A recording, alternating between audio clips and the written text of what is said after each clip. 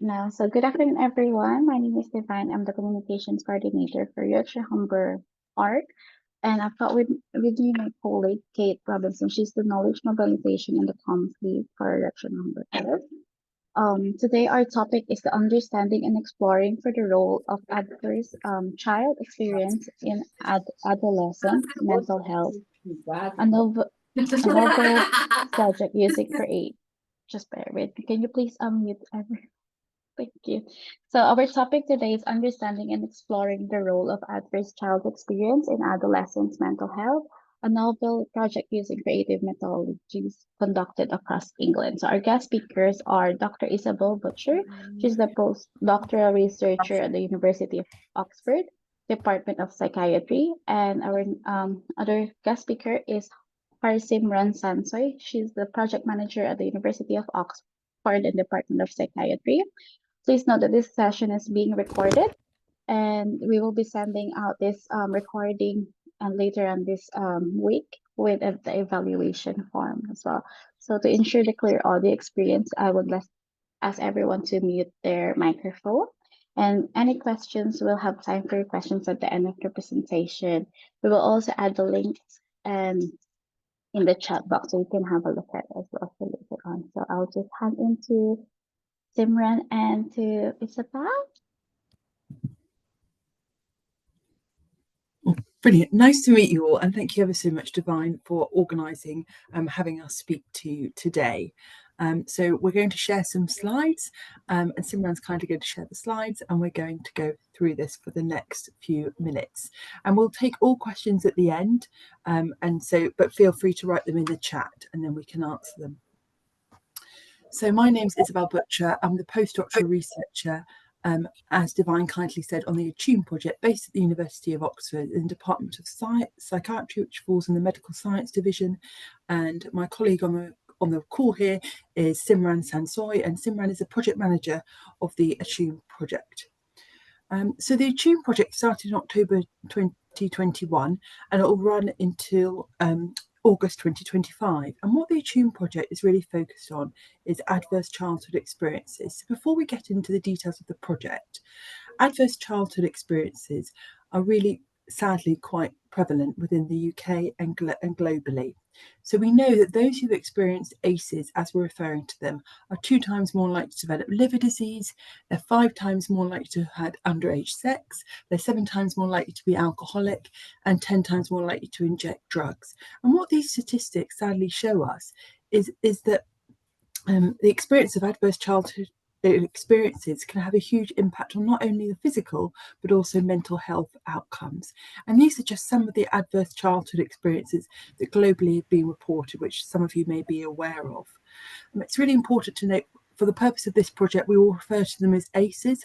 We're aware that other people might refer to them as traumatic life events, traumas, adversities, but for the purpose of this presentation, we'll use the acronym ACEs. Thanks, Simran. Next slide, please. So the Attune project, as I mentioned, is hosted by the PI, Professor Cam Bowie, based at the University of Oxford and Department of Psychiatry. It's a joint funding project by the AHRC and the MRC, which started in October 2021 and will run right through until the end of August this year in 2025. The project is made up of over 13 different investigators from over 6 different universities and organisations within England. The project has 2 really key aims, which was to understand and to still understand where there's what is the power that actually creative arts and participatory art processes have with young people, and also to understand how multiple ACEs, diverse places and diverse identities shape the pathways and the outcomes for youth mental health. Another aim of the project was to develop transformative art-led interventions to reach young people and the systems around them. So the key questions within this project are there on the right in the white text. So what are the psychological and geosocial economic contextual mechanisms by which ACEs unfold to affect or safeguard the mental health and lives of young people? So what that really means is that we're really interested in this role of per place, this urban, coastal and rural, and that's really key to the project. And we'll see in a few slides' time that the project is funded based in England, but in different areas of England. So some are urban communities, some are rural, and some are coastal.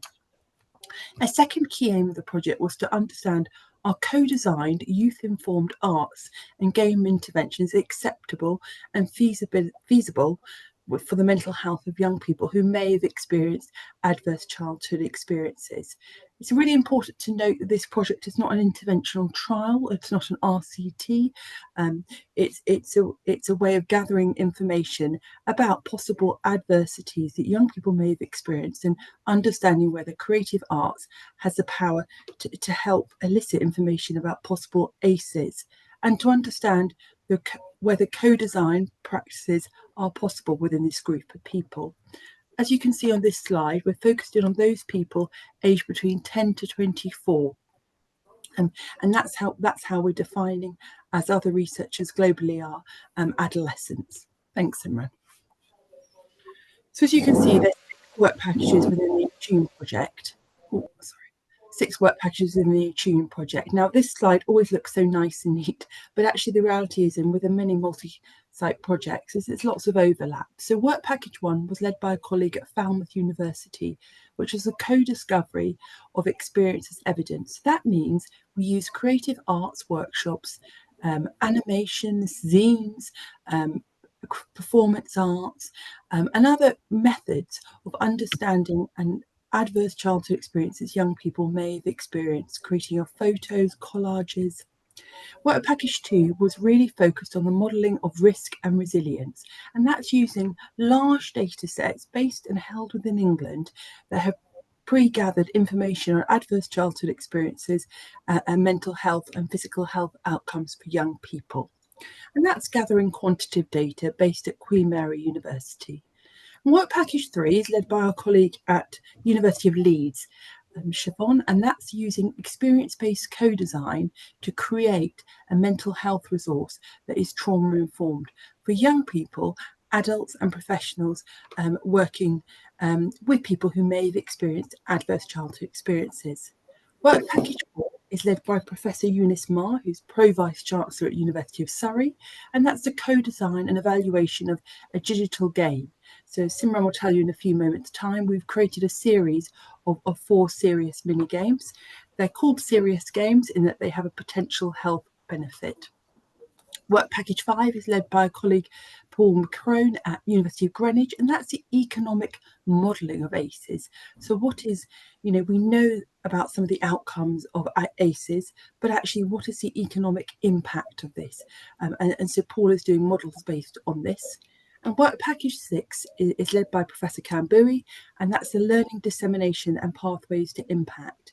So that's really ensuring that we're constantly working with stakeholders throughout the project, ensuring that the work is disseminated. And as I mentioned, the project is based and funded for England only, but it's really important we're thinking in particular about the devolved nations and actually how can our findings reach not only those countries, but also wider fields such as in India, Pakistan and New Zealand, to name a few. So that's a nice overview of the interlink between work packages. And on this slide, thanks Simran, you'll see the overlap between the work packages and how they're all feeding one another. So work package 1, the workshops, was creating the co-design for work package 3 and 4, and work package 2 was also the quantitative data that I mentioned is feeding into these work packages 3 and 4. It's really important to note that those aspects, it's all very cyclical and it's very iterative processes, and that we're working, as Simran will say later, in very game sprints when we were creating and constantly going back to the young people who are advising us on the project. And a similar aspect was followed with work package 3. On the column on the right on this slide, you'll see that there's 2 tangible outputs. That's the public health resource that we've created as a result of work package 3, that accelerated experience-based project-based co-design I just mentioned, and the game, which is a series of 4 serious mini games, which we'll come on to in a minute. Thanks, Simran. And here you can see the geographical coverage and partners and institutions and organisations that we are working with in England and have been working throughout. So key area there is Cornwall. You've got Yorkshire there, Leeds, Kent, London and Sussex, Oxfordshire, Berkshire and Buckinghamshire. Now it's really important to note within all of these, within some of these regions that are not landlocked, that there is coastal communities. But of course it's really important to remember that coastal Cornwall is of course perhaps different to coastal Kent.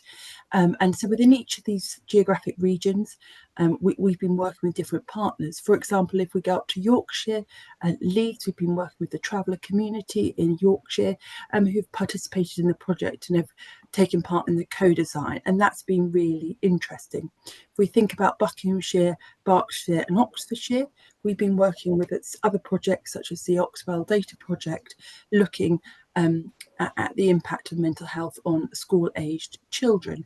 So we've been working with all these regions in particular, and we're aware that actually we need to be reaching out to other nations. So we've been liaising with Northern Ireland and actually starting conversations thinking about how do the different experiences of ACEs differ between different regions. So in some regions of the country, there's of course overlap, sadly, because of the number of ACEs and type of ACEs people experience, but actually there's also key differences in ACEs depending on the regions that people live in. Also, if we're staying on this slide for a minute, when we're thinking about the geography of this project and the role of place, it's very important to consider the measures that we're using. So, you know, if you measure, for example, a lot of measures of socioeconomic status, say, do your parents have a car? Well, our colleagues and young people in Cornwall say, but of course we need a car. That's not a measure or indicator of wealth. And so it's very important that we think about, you know, these measures and are they applicable to the different regions and the different participant groups we're working with.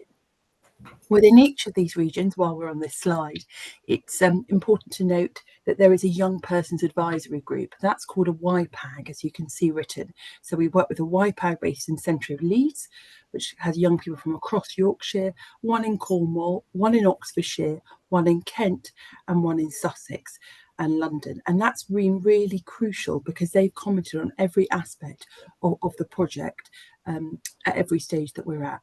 Thanks, Simran. Yeah, so this is a slide on trauma and triggering.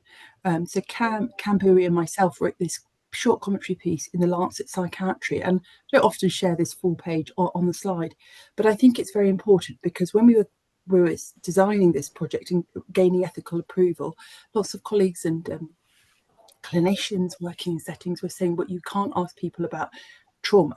You can't ask them about adverse childhood experience because they might be triggered.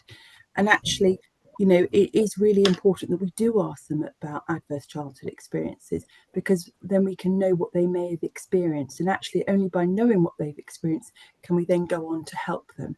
And in this article, it's a link there, and we can send the link around. It really describes about how actually when we're asking questions about possible traumatic life events, that we're actually doing it in a safe way and with cues and asking people in a way that is deemed acceptable and safe to them. And it's important to note within this project that that young people always with an adult when they were doing these questionnaires, whether that was over Teams with a member of the research team such as Simran or myself, in person, so that actually there was no difficulty with asking about possible traumatic events. And so that's really important to think about when we're asking about trauma, to be aware that people may have different reactions, but it's still important to ask them and then ask them in a way that is both acceptable and provides researchers with the information that they need. And one of the ways in which we managed to do this on a tune was also asking and presenting the questionnaires to our YPAGs, those youth advisory groups, to ask them how would they like to be asked about specific adversities. And what we notice that a lot of the adversity measures at the minute do not always account for every type of adversity. So a free text response, young people have found very helpful to write possible adversities in there. Okay. And over to you, Simran. Thanks, Isabelle. So I'll be going through work packages 1, 2, 3, and 4 in a bit more detail. So we started off with our data discovery phase, which was work package 1 and 2. So in work package 1, which was our main activity in 2022, we worked with 74 young people in the different regions, so Leeds, Kent, Oxford, London, and Cornwall, to share their thoughts, views, and experiences around ACEs and mental health using a form of art that they liked. So we worked with creative practitioners who specialised in dance, theatre and animation, but these young people also could use any creative arts modalities that they wanted to use. So we had young people taking photographs and creating collages and zines. We had some young people compose their own music and write their own lyrics. We had poetry pieces. We had masks, we had painting, some young people produce their own animations. It was an exhaustive list, and these young people chose an art modality and explored it using their lived experience, sharing their stories with us through a means that they had control in and giving that empowerment that they've been lacking. We worked with multiple groups around England. We worked with mental health service user groups, those young people in supported accommodation, young people in learning disability colleges, LGBTQ plus communities, the traveller community, Kent Refugee Action Network, and some other refugee networks in Cornwall as well. And we use these to explore different intersectionalities. So as Isabelle mentioned, place was extremely important to us, but alongside gender, sexuality, ethnicity, and neurodiversity, and how they all come together to in these lived experiences of these young people.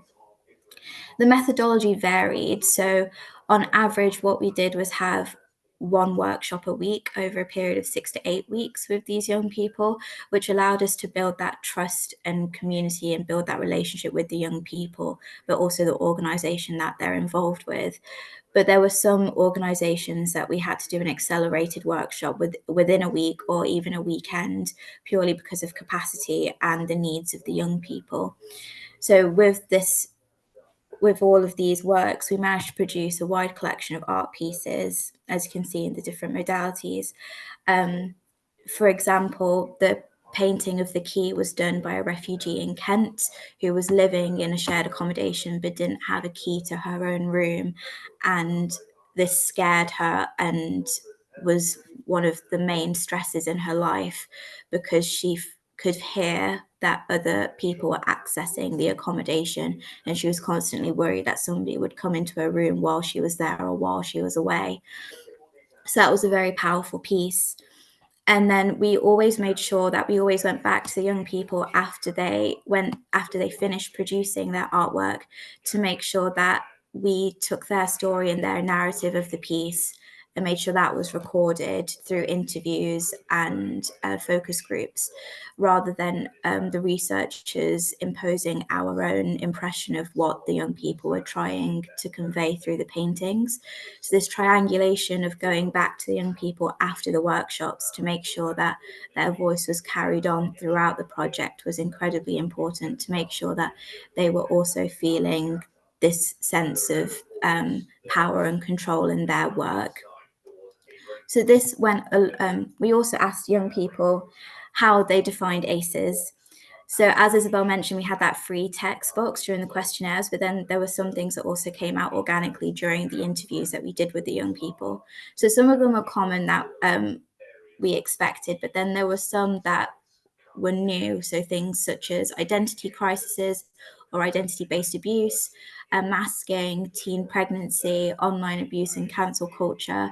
Some of the young people were very confused on why the standardized measures didn't have anything about online abuse and cancel culture or online bullying, because so many of the young people had experienced adversity through online platforms. So this was very interesting to hear from our young people. And then this went hand in hand with work package 2, which was our quantitative work package that took place in and is still ongoing at Queen Mary's in London. So we had access to 3 data sets, Oxwell, Dash and Head Start Cornwall. And we were looking at the intersectionality profile of gender, socioeconomic status, and neurodivergence with these existing data sets. So we finished analysing Head Start Cornwall, and we are still in the process of analysing the other 2 data sets. But what we found from this data set was that youth adversity is associated with increased depressive anxiety symptoms across the intersectionality profiles. So within those intersectionalities, that created 8 different profiles. So within them all, there was an increased depressive anxiety symptoms with adversity. So females had more depressive anxiety symptoms compared to males, but the degree of impact of adversity was higher for males. So then we also looked at if the impact of youth adversity on the development of depressive anxiety symptoms varied by the intersectionality profiles. And we found that with adversity, the symptoms start higher and remain higher across all the intersectionality profiles again. So youth adversity reported in early adolescence could be used as a marker for elevated depressive and anxiety symptoms into mid-adolescence. So you're using the data learned, so the lived experience from the young people in Work Package 1, and also the existing data points that we analysed in Work Package 2, we managed to inform Work Package 3 and 4, which were our outputs. So with Work Package 3, we held 3 workshops in each location, Leeds, Cornwall and Kent, a total of 9 workshops overall. And this was our main focus last year. So we had young people and professionals in one space to help co-design a public health resource. And during the first workshop, we showed them the artwork from Work Package 1. So all the different art pieces that our young people produced, and then also some of the films that the young people produced. And what we wanted to see was if there was resonance between the young people we had in Work Package 1 and the young people that were now taking part in Work Package 3, and seeing if they had similarities to the adversities the young people were sharing and experiencing.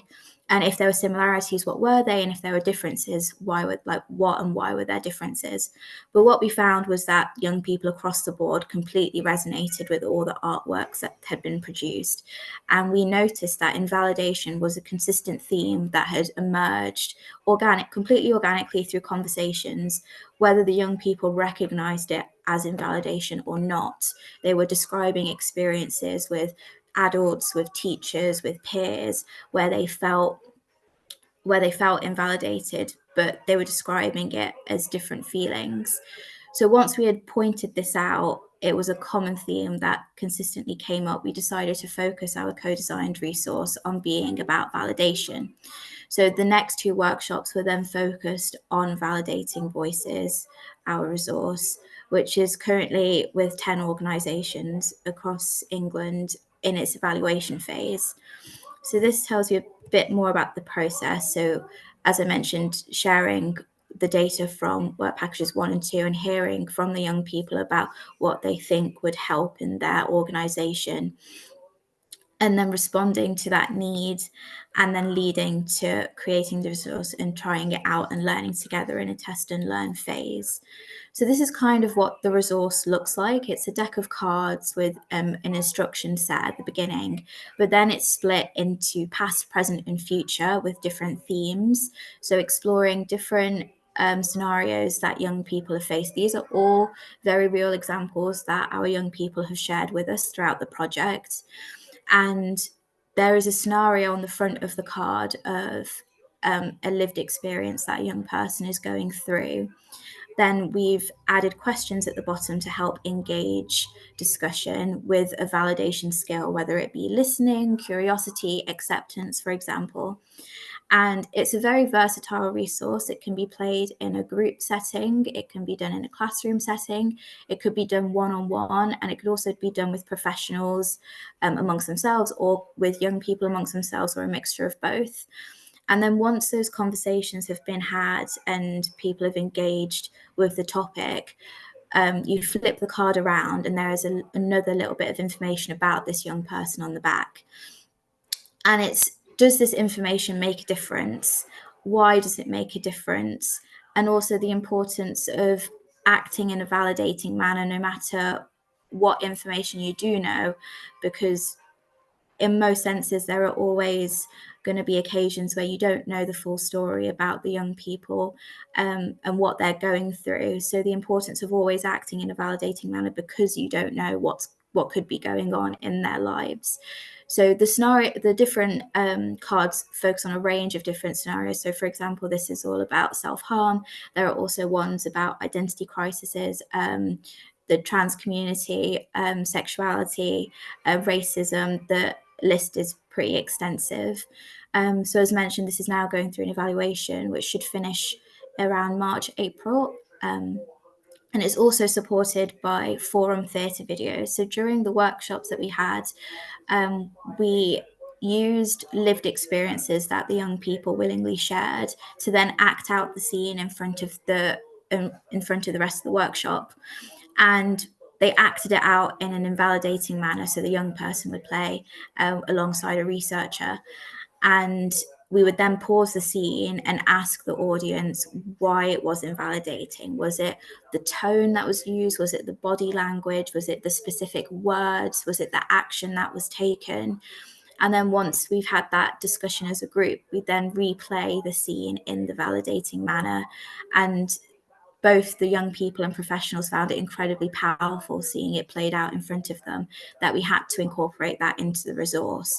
So on our website, we've got 12 forum theatre videos that have been acted out with our researchers and young people, which are freely available alongside some scripts if organisations would like to act them out themselves, but also some blank copies if they want different experiences to act out that their young people may offer up.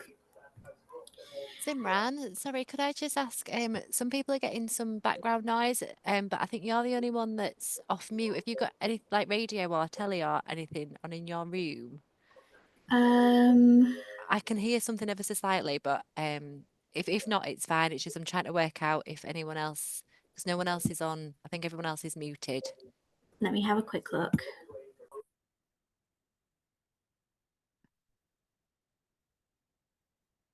I think it's gone off now, actually. Now, Simran's put herself on mute.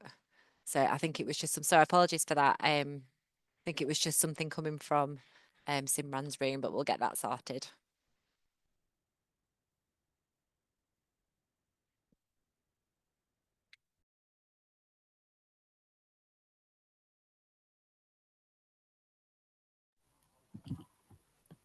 Is that better now? Yeah, when you put yourself on mute, it went off. So I think it was just coming from there. Sorry to interrupt. No, not at all. We just Thank need to you. reshare your slides Yeah. again, Simran. Okay, so for work package 4, this is our serious game that Isabelle mentioned, which is created by our game dev team at the University of Falmouth. And what it consists of is 4 mini games exploring a different cluster of ACEs. So we've got Horse and Foal, which explores family bereavement and a young person becoming a young carer. We've got Hard Times, which is about young people in financial crisis. There's Dial It Back, which is inspired by narrative exposure therapy and about a young person with a disability. And then Outer Shell, which is about a young person with gender dysphoria. So this was conducted with multiple sprint sessions and experience-based co-design sessions, which consisted of the game dev team working on the games for about 6 to 8 weeks, and then coming to a group of young people, showing their progress and allowing the young people to play the game and offer their feedback and opinions and anything that they thought needed to be changed, kind of like a you said we did feedback. So this is kind of an example of one of the first games that we were focusing on, Horse and Foal. Out of the 4 games, 3 of them, the financial crisis, bereavement, and the narrative exposure therapy were all games that we had originally planned to do in our original bid. But gender dysphoria was a new one that came up quite a lot with the young people that they wanted to be explored digitally. So that's a new one that we added in based on the feedback from the young people. And then the center of it is a cozy den, which we have a video of, which I'll play at the end because I'll need to reshare the screen. But that it looks like a young person's bedroom, which is fully customizable to provide kind of a safe space. And in it, young people are able to change like their bed sheets, the carpet, the rug, the wallpaper. They can paint, they can play the guitar, they can feed fish. It's very interactive. And then through the games, they unlock comics and different toy plushes that they can collect within the game. This finished production in November and is currently in its evaluation phase. So our goal is to recruit 40 young people with 3 or more ACEs to test the game over a period of 3 months. So we've now reached the recruitment of 20 young people, so about halfway through, and continuing that recruitment this month. We're hoping to put in a bid in March for an RCT of the game to test it further with a more vulnerable group of young people before choosing to put it publicly available on Google Play and the App Store. So I think I can now play the videos. Bear with me.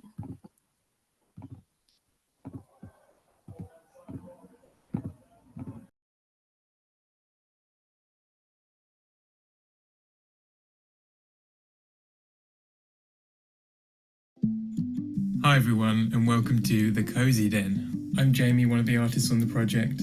Let's have a quick look around. The desk here is where the story and mini-games unfold, but we'll come back around and do that at the end. The Den is designed to be a dynamic menu to launch the story from, but one that can also be customised like a living space. Yeah, you can feed the fish, which is strangely satisfying. It's on a long cooldown though, so you don't accidentally overfeed and kill them. I don't think the shark is there to scare them, I think he's protecting them. Let's check out the customization options for the room. We took inspiration from life sims with living spaces like Animal Crossing. Lots of love for dinosaurs in our team. We wanted to make a few fictional brands for things. This blue one's quite nice. We made so many. In case you'd like the rustic look. Yeah, the stars. It's got to be the stars. I do like these Jamaican ones. It's kind of hard to decide. That's quite a few options, lots of potential matchups. Okay, there we go. I don't know if I'd want tiled floors in a bedroom, but it's good to have the option. Choosing a rug. The Friday. Angry baby. The goth one, is it a little bit try-hard though? PMSL, are we allowed to say that? The derpy one is clearly the best. He's got that SpongeBob look, let's stick with him. Yeah, I quite like that, that looks very cozy. You can make the bed, feels a bit more realistic to me to leave it untidy. You can change this picture if you want, I've got a holiday snap up at the moment, but you can choose one of our presets. Perfect. Here on this coffee table you can read the comics I made for the project. I used to only write the scripts for comics, so having to do the full art and lettering by myself felt a bit like all the artists I've ever worked with getting their revenge finally. Comics were a way to get more traditional storytelling into our game, and they read quite well on mobile. Alright, let's try playing the guitar. I'm not really getting it. See, this is why I never learned in real life. I'm just embarrassing myself now. Here you'll unlock plushies to go on the shelf after finishing each game. Looks like there's already one available from the beginning. Let's check them out. It's nice. We've included some resources here to learn about some of the issues covered in the game. You can draw stuff here, but how good is it? Let's give it a test. Here's Carla. Is that Suma? Florida. Lady Gaga? Homer. If your device is struggling to run the game, turn it down a notch here and you'll see the difference in real time. Back to the desk. You can change the game music to something custom here.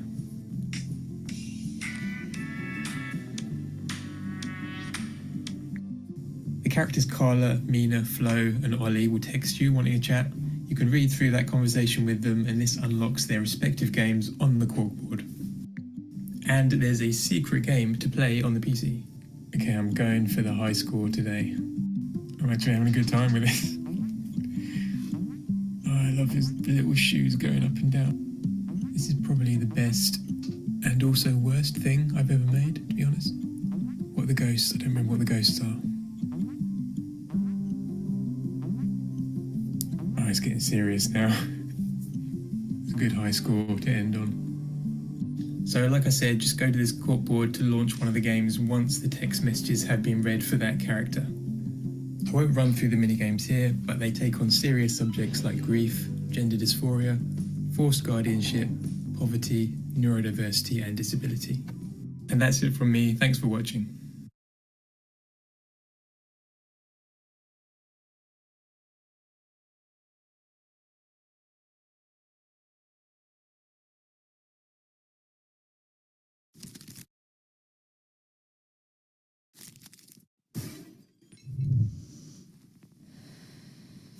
I remember being like a little ninja, running around, trying not to be seen.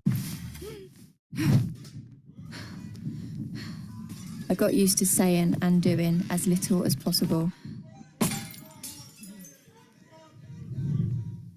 Sometimes I tried to eat so little, I hoped I would disappear. When I tried to get help, I was put on a waiting list for months, then turned away because my case wasn't urgent enough, whatever that means. I don't feel safe anywhere, not at home and definitely not online. The only place I like being is the staff room, away from the other kids. That's probably why I keep getting in trouble. I kept getting called a neek for covering myself up, but nobody knew what he was doing to me, and I didn't want them to find out. Our generation is experiencing adverse childhood experiences in ways that are different from before. Without help from people and services that really understand us, we can get stuck. We want to do more than just survive.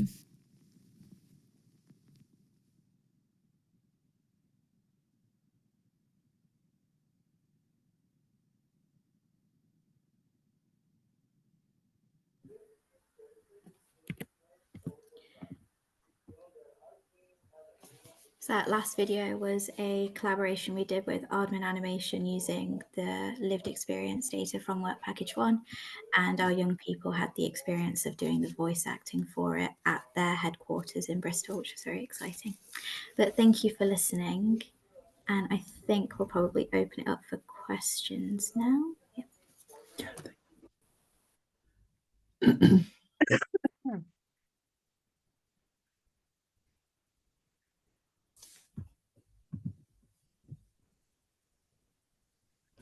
You've got a question in the chat from Natalie Lamb asking about the reasons for focusing on children's mental health as the outcome, and how you will measure this outcome and how will it be measured.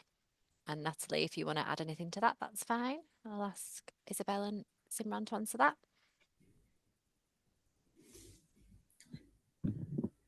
Oh, yes. Check I was muted. Yes, that's a very good question. Thank you so much, Natalie, for the question and for listening. I think the purpose of the research was to all those questions we said, but also to understand about children's mental health and actually how can we improve it, adolescent mental health. And we've measured this through an array of different measurement tools, but because it's not a pre and a post intervention or an RCT trial, we're not looking at the impact per se of taking part in the workshop, such as in Work Package 1, or the impact of taking part in the accelerated experience-based co-design in Work Package 3. It's more to understand whether these resources and the game created are acceptable, and then if we were to go on, the next stage would be to put a further bid, as Simran alluded in, to look at and really test if acceptability and the feasibility of the trial of the game in particular. In terms of the Work Package 3 resource, measuring that, the outcomes of that was really measured on actually in a soft touch way. Is it acceptable and is it feasible in that setting where it's currently being conducted? But due to the time frame of the grant, that's what we've gone with and done. But it's very important. It's not an interventional trial. Thank you, Isabelle. If that doesn't answer your question, Natalie, you can expand if you want to. And if anyone else has got a question, if you want to use the hand raise tool or type it in the chat. That's absolutely fine. Give another couple of minutes. Natalie says that has answered her question, so thank you, Isabelle. Thanks, Natalie. There's another question in the chat from Nick. What are the major differences you found in relation to place? For example, coastal, rural and urban. What is it about rural that impacts on ACE?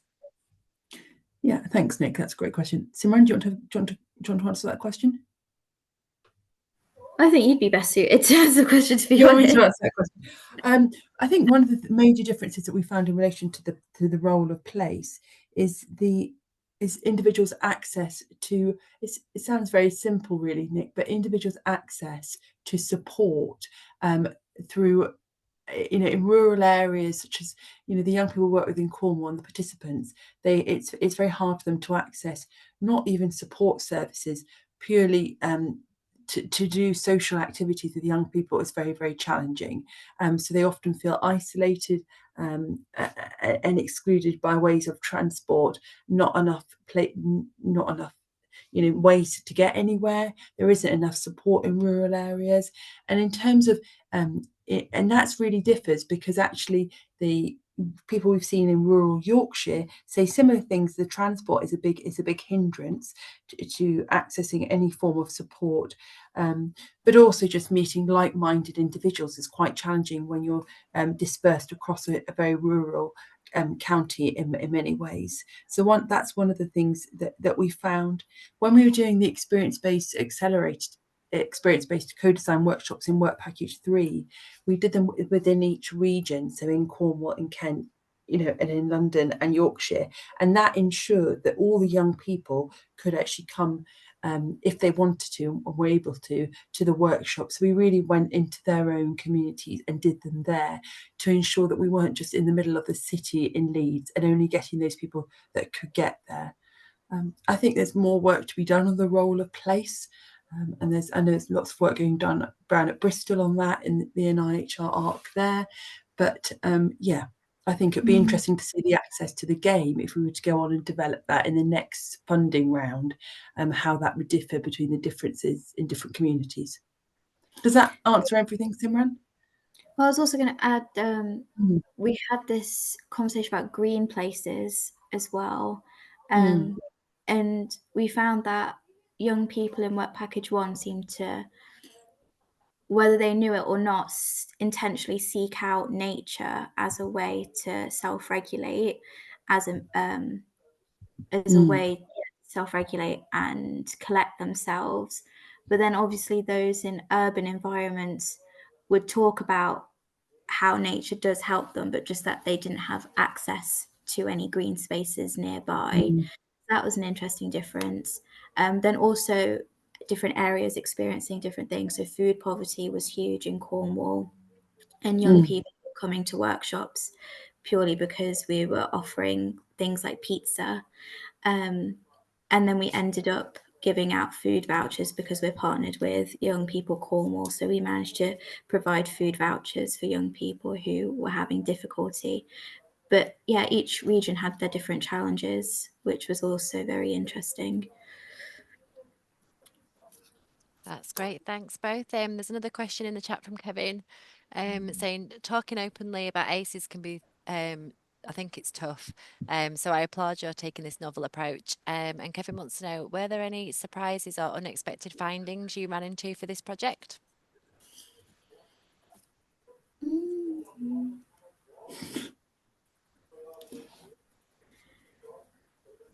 Anything coming to mind?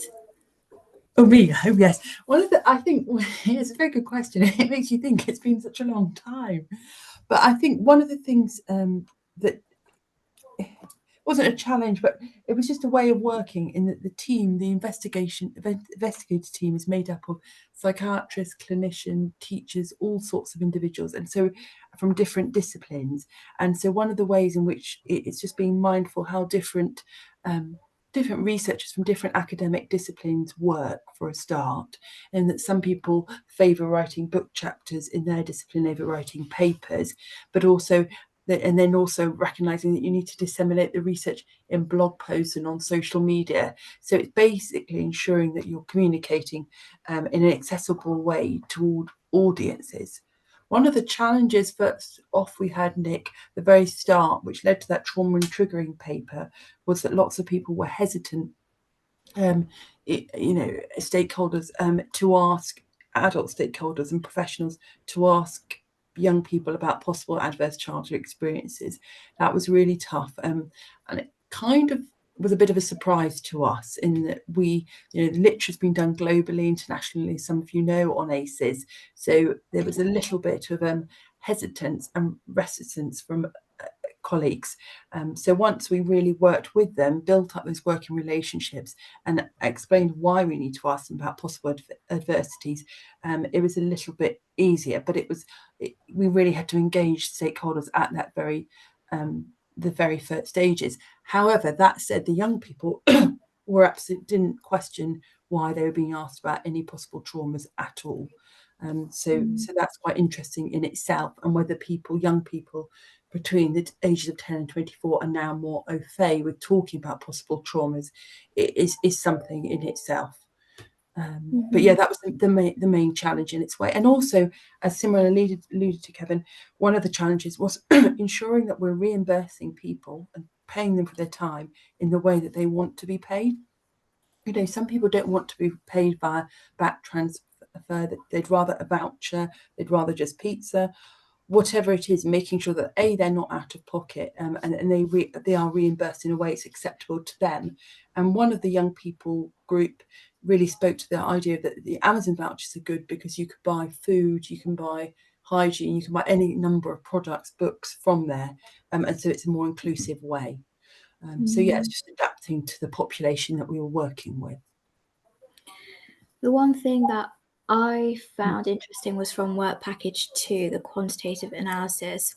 In the Head Start Cornwall data, with the different intersectionality profiles, they found that males from high socioeconomic statuses had a larger impact to adversity than any other intersectionality profile, which I think took us all a bit by surprise. And they're currently trying to find the mechanisms and reasoning behind that. And then also the fact that females from low socioeconomic statuses, their impact, if their depression and anxiety symptoms were at a certain point, the impact of adversity didn't have that much effect on their depression and anxiety symptoms. So I found that to be an interesting finding.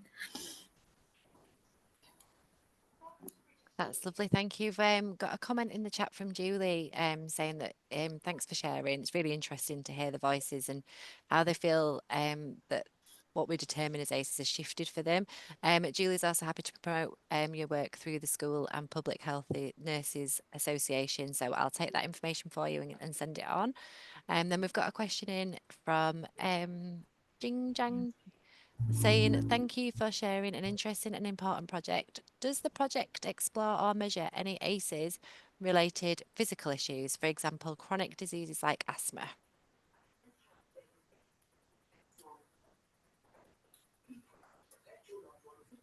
Sorry, Ginger. That was a good question, and that would be explored through the free text, where they can comment on whether they've experienced any other illnesses or any other types of adversity.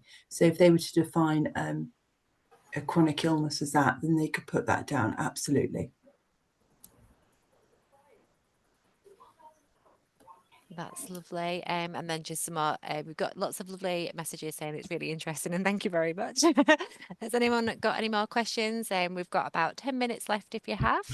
If not, it's absolutely fine. And if you could just make sure that you're on mute if you're not asking a question, that would be great as well. And we'll pass any messages on. I've put in the chat, I'll just paste it again so it pops up. Put some links in the chat to the ARC YouTube channel, which this will get recorded and put on there by the end of the week. And there's also lots of other lunch and learns on there as well. There's the ARC website with our contact details on, and also the newsletter sign up where we share things as well. So if you want to explore those links, that'd be great. And we've got our details on there. And we can always put you in touch with Simran and Isabelle as well if you want to get in touch with them.